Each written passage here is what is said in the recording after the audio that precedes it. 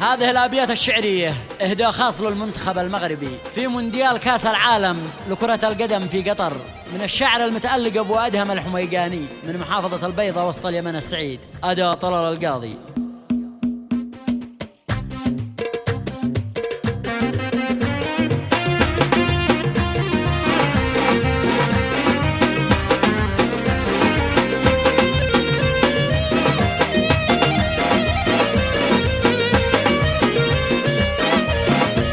منتخب مغربنا حقق الله امانك، بيضت وجه العرب قصي وداني، ارض اليمن دوله شعبا يهنيك، فالف مبروك يا اطلس الاماني. من حقنا يا المنتخب نفتخر فيك ونقدم التبريك لك والتهاني، بلغ سلاطين الغرب والمماليك، احنا الشموخ والمجد من دون ثاني، على الحكومة حقكم انت كفك وتكرمك مثل الشعوب الثواني، لنا الشرف نعتز بينك ونغلق، والشكر والتقدير لك وامتناني، هزمت اليهودي وسحقه يكفيك، وسم شرف رغم الحقود الاناني، رغم المآسي والمحن الذي فيك، فوزك عليهم اصبح احلى الاماني. يا مغربنا عشت الله يحييك، يشهد لك التاريخ والزماني، ان حاول المعتوب المال يغرق، فالمجد باقي لكن المال فاني. ابدعت في لعبك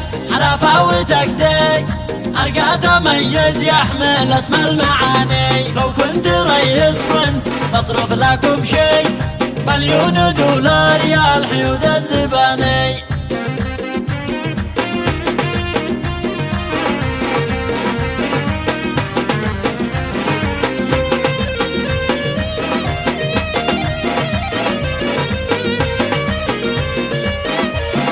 يا منتخب مغربنا حقق الله امانك، بيضت وجه العرب قصي وداني، ارض اليمن دوله شعبا يهنيك، فالف مبروك يا اطلس الاماني. من حقنا يا المنتخب نفتخر فيك ونقدم التبريك لك والتهاني، بلغ سلاطين الغرب والمماليك، احنا الشموخ والمجد من دون ثاني، على الحكومة حقكم انت كافيك وتكرمك مثل الشعوب الثواني، لنا الشرف نعتز بينك ونغلق، والشكر والتقدير لك وامتناني، هزمت اليهودي وسحقه يكفيك، وسم شرف رغم الحقود الاناني، رغم المآسي والمحن الذي فيك، فوزك عليهم اصبح احلى الاماني. يا مغربنا